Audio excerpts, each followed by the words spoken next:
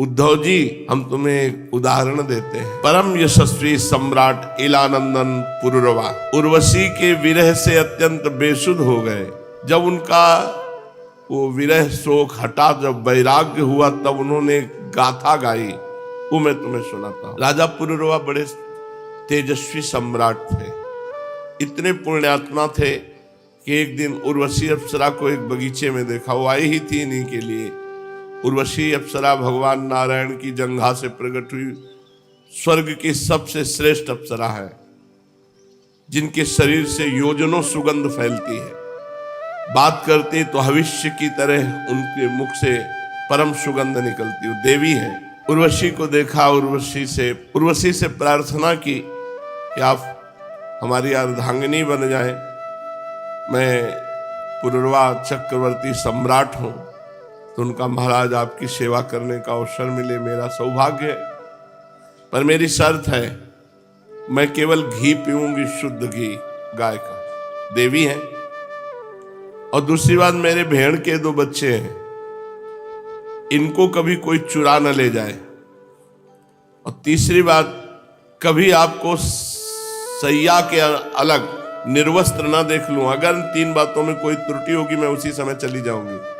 काफी समय हुआ महाराज पुरुरवा के सानिध्य में उर्वशी को रहते हुए। वर्षों व्यतीत हो गए, 1 मिनट की तरह। इतना सुंदर संयोग। उर्वशी जी परम सुंदर और परम पवित्र देवी हैं। वो देवराज इंद्र को अच्छा नहीं लगा कि उनकी सभा की अप्सरा किसी मनुष्य के पास इतने दिन तक रहे, तो उन्होंने 2 गंधर्वों को भेजा कि अंतर्ध्यान होकर जाओ और उनके महल में घुस करके उनके बच्चे चुरा लो भेड़ के, और फिर इतना प्रकाश करना जब पुरुरवा भगे कि उसके पूरे शरीर का दर्शन उर्वशी को हो जाए। तो गए, भेड़ के बच्चे को चुराया और लेकर जाने लगे। तो उर्वशी ने कहा, महाराज देखो मेरे भेड़ के बच्चों को कोई चुरा रहा है। तो वो सैया में ही पड़े थे, एकदम भागे, वैसे तो चमक पड़े हुए, तो गंधर्व थे। तो उनके तेज में दिगंबर देखा, उनको नग्न देखा और भेड़ के बच्चे चुरा ले गए। उर्वशी अंतर्ध्यान हो गई। अब जो महाराज की दशा हुई कि पागल हो गए, वैसे ही नंग धड़ंग घूम रहे, शरीर की शुद्धि नहीं। चक्रवर्ती सम्राट होकर उर्वशी के विरह का बहुत वर्णन है, यहां तक कि वो मृत्यु जनित दुख को प्राप्त। हा उर्वशी, हा उर्वशी। तो जब उनको वैराग्य हुआ, राजा पुरुरवा नग्न होकर पागल की भांति अपने को छोड़कर भागती हुई उर्वशी के पीछे अत्यंत विह्वल होकर दौड़ने लगे और कहने लगे, देवी ए निष्ठुर हृदय, थोड़ी देर ठहर जा, भाग मत। उर्वशी ने उनका चित्त आकृष्ट कर लिया था और उर्वशी से उनकी अभी तृप्ति नहीं हुई थी।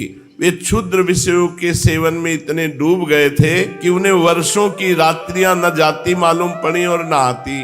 पुरुरवा ने कहा, हाय हाय, भला मेरी मूढ़ता तो देखो। जब वैराग्य हुआ, काम वासना ने मेरे चित्त को कितना कलुषित कर दिया। उर्वशी ने अपनी बाहुओं से मेरा ऐसा गला पकड़ा कि मैंने आयु के न जाने कितने वर्ष खो दिए। ओहो, विस्मृति की भी एक सीमा होती है। हाय हाय, उर्वशी ने मुझे लूट लिया। सूर्य अस्त हो गया या उदित हुआ, ये भी मुझे ज्ञान नहीं रहा उर्वशी की आसक्ति में। बड़े खेद की बात है कि बहुत से वर्षों के दिन पर दिन बीतते गए और मुझे मालूम तक न पड़ा। ओह, आश्चर्य है, मेरे मन में इतना मोह बढ़ गया जिसने नरदेव शिखामणि चक्रवर्ती सम्राट मुझ पुरुरवा को स्त्री का गुलाम बना दिया।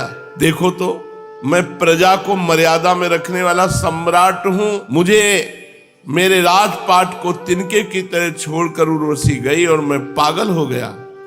नंग धड़ंग रोता बिलखता उस स्त्री के पीछे दौड़ा। हाय हाय, ये मेरा कोई जीवन है? मैं गधे की तरह दुलत्तियां सहकर भी स्त्री के पीछे पीछे दौड़ रहा हूं, फिर भी मुझ में प्रभाव, तेज और स्वामित्व कहां? मैं अपने को सम्राट मानता हूं।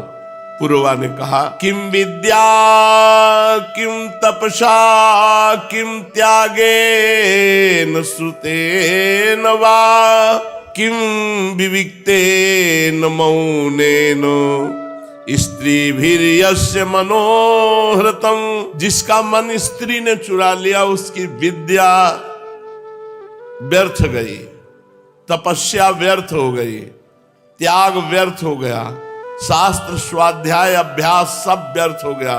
इसमें संदेह नहीं कि जिसका चित्त स्त्री ने चुरा लिया उसकी तपस्या, एकांत सेवन, मौन सब बेकार हो गया। मुझे अपनी ही हानि लाभ का पता नहीं चला। मैं अपने को बहुत बड़ा पंडित मानता था, ज्ञानी मानता था। अरे धिक्कार है मुझ मूर्ख को, एक स्त्री ने मेरे चित्त को चुरा लिया। मैं चक्रवर्ती सम्राट होकर गधे की तरह भोगों में फंस गया। मैं वर्षों तक उर्वशी के ओठों की मादक मदिरा पीता रहा, पर मेरी काम वासना तृप्त नहीं हुई। सच है, कहीं आहुतियों से अग्नि तृप्ति होती है, ऐसे कहीं भोगों से काम की तृप्ति होती है। उस कुलटा ने मेरा चित्त चुरा लिया। आत्माराम जीवन मुक्तों के स्वामी इंद्रियातीत भगवान को छोड़कर अब ऐसा कौन है जो मुझे उस उर्वशी के फंदे से निकाल सके। उर्वशी ने तो मुझे वैदिक सूत्रों के वचनों के द्वारा यथार्थ बात कहकर समझाया ही था, परंतु मेरी बुद्धि मारी गई। मेरे मन का वो भयंकर मोह तब भी नहीं मिटा। मेरी इंद्रियां मेरे हाथ से बाहर निकल गई और मैं समझता था कि मैं सम्राट हूं। जो रस्सी के स्वरूप को न जानकर उसमें सर्प की कल्पना कर रहा है, दुखी हो रहा है, तो रस्सी ने उसका क्या बिगाड़ा? इसी प्रकार उर्वशी ने मेरा क्या बिगाड़ा? मैं अपराधी हूं। कहां तक कहूं, इस मैले कुचैले दुर्गंध से भरे अपवित्र शरीर को, ओहो कितनी सुकुमार है, कितनी पवित्र है, कितनी सुंदर है, कितनी सुगंध है, ऐसा बोला। परंतु मैंने अज्ञानवश उस असुंदर को सुंदर बोला। अब जब वैराग्य हुआ तब बुद्धि काम कर रही। ये शरीर माता पिता का सर्वस्व है कि पत्नी की संपत्ति है? ये स्वामी की मोल लुई हुई वस्तु है या आग का ईंधन है, या कुत्ते गीद इसे चीत चीत कर खाएंगे उनका भोजन है? इसे अपना कहें या सुहृद संबंधियों का कहें? बहुत सोचने विचारने पर भी कोई निश्चय नहीं होता। ये शरीर मलमूत्र से भरा हुआ अत्यंत अपवित्र है। इसका अंत यह है कि पक्षी खाकर विष्ठा कर देंगे, इसके सड़ जाने पर इसमें कीड़े पड़ जाएंगे, जला देने पर ये राख का ढेर हो जाएगा, और ऐसे शरीर पर लोग लट्टू होते हैं। ये शरीर त्वचा, मांस, रुधिर, स्नायु, मेदा, मज्जा, हड्डियों का ढेर है। ये मलमूत्र और पीप से भरा हुआ है। यदि मनुष्य इसमें रमता है तो मलमूत्र के कीड़े में और मनुष्य में क्या अंतर रहा? इसलिए अपनी भलाई समझने वाले विवेकी मनुष्य को चाहिए कि कामी स्त्रियों से और स्त्री लंपट कामी पुरुषों से बहुत दूर रहे, इनका संग न करे। इसलिए अपने कल्याणकामी भलाई पुरुष को चाहिए, जो अपना चाहता हो कि भलाई, उसको कामी स्त्रियों से और कामी पुरुषों से दूर रहना चाहिए। विषय और इंद्रियों के संयोग से ही मन में विकार होता है। इनका संग होते ही विकार आ जाएगा, अन्यथा विकार का कोई अवसर ही नहीं है। देखो, जो वस्तु कभी देखी नहीं गई, सुनी नहीं गई, उसके लिए मन में विकार नहीं होता। जो लोग विषयों के साथ इंद्रियों का संयोग नहीं होने देते, जो लोग विषयों के साथ इंद्रियों का संयोग नहीं होने देते, उनका मन धीरे धीरे शांत हो जाता है। मन कह रहा है ये भोग भोगे, बिल्कुल मत भोगो, तो धीरे धीरे शांत हो जाएगा। अतः वाणी से काम संबंधी वार्ता मत करो, कान से काम संबंधी वार्ता मत सुनो, मोबाइल से काम संबंधी दृश्य मत देखो, और मन से काम संबंधी बातें मत सोचो। इंद्रियों से, स्त्री लंपटों से और स्त्रियों से बहुत दूरी बनाकर रखो अगर परमार्थ में चलना है, ऐसे कामी पुरुषों से। मेरे जैसे लोग जो सम्राट हैं, इनकी बात क्या, बड़े बड़े जो ज्ञानी हैं, विद्वान हैं, उनको भी अपनी इंद्रिय और मन पर विश्वास नहीं करना चाहिए। कभी भी धोखा दे सकते हैं। भगवान श्री कृष्ण कहते हैं, उद्धव जी, राजराजेश्वर पुरुरवा के मन में जब इस तरह के उद्गार उठने लगे तो उसने उर्वशी का परित्याग कर दिया, उर्वशी लोक का। अब ज्ञानोदय होने के कारण उनका मोह जाता रहा और अपने हृदय में ही आत्मस्वरूप भगवान मेरा साक्षात्कार कर लिया और शांत होकर स्थित हो गए। इसलिए बुद्धिमान पुरुष को चाहिए कि पुरुरवा की भांति कुसंग छोड़ दे, चाहे वो कामी पुरुष हो चाहे कामी स्त्री हो, संग छोड़ दे, सत्पुरुषों का संग करे। संत पुरुष अपने सदुपदेशों से जो रही हुई वासनाएं होती हैं वो मन की आसक्ति नष्ट कर देते हैं। संत पुरुष का लक्षण है कि वो कभी किसी वस्तु की अपेक्षा नहीं रखते। संतों का चित्त मुझ में लगा रहता है। संतों के हृदय में अगाध शांति होती है, शांति का समुद्र लहराता रहता है। वे सदा सर्वदा सर्वत्र सब में सब रूप से स्थित भगवान का ही दर्शन करते हैं। संतों में अहंकार का लेश नहीं होता, संतों में ममता की संभावना नहीं होती। वे सर्दी गर्मी सुख दुख आदि द्वंद्वों से एक रस रहते हैं, इन कोई द्वंद्व का प्रभाव नहीं पड़ता। बौद्धिक मानसिक शारीरिक और परमार्थ संबंधी किसी प्रकार का वो परिग्रह भी नहीं रखते। परम भाग्यवान उद्धव जी, संतों के सौभाग्य की महिमा कौन कहे। संतों के पास तो सदा सर्वदा मेरी लीला कथाएं हुआ करती हैं। जो मेरी लीला कथाएं सुनता रहता है उसका परम हित परम मंगल होता है।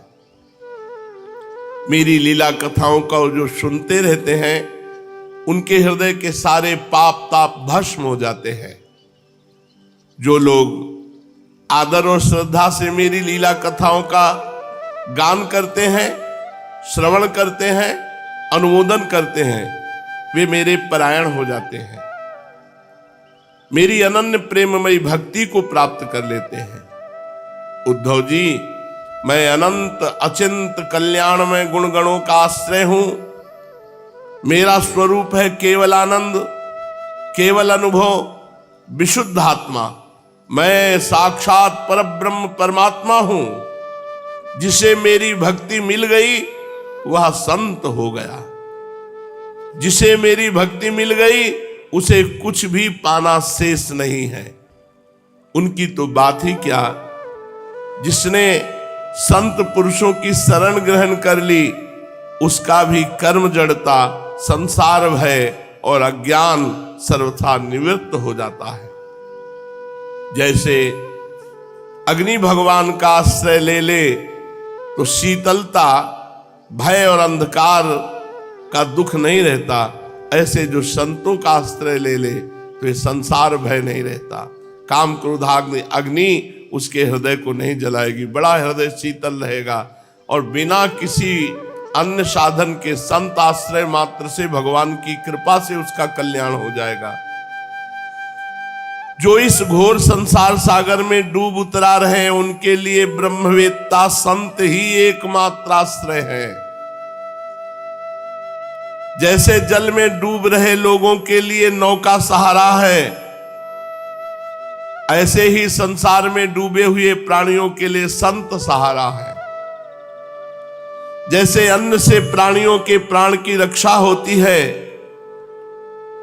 जैसे मैं ही दीन दुखियों का परम रक्षक हूं, जैसे मनुष्य के लिए परलोक में धर्म ही एकमात्र पूंजी है, वैसे ही जो लोग संसार में भयभीत है उनके लिए संत जन ही परमाश्रय है। जैसे सूर्य आकाश में उदय होकर लोगों की और जगत की अंधकार वृत्ति हटा करके प्रकाश कर देता है, नेत्र देख पाते हैं जगत को, वैसे ही संत पुरुष ऐसी ज्ञान दृष्टि देते हैं, अंतर्दृष्टि देते हैं कि हम सब में भगवान को देख पाते हैं। संत अनुग्रहशील देवता है, संत अपने हितैषी सुहृद है, अब पूजन की पद्धति बता रहे कि कैसे पूजा करनी चाहिए। सो आगे शेष चर्चा आगे। श्री राधा वल्लभ लाल की जय।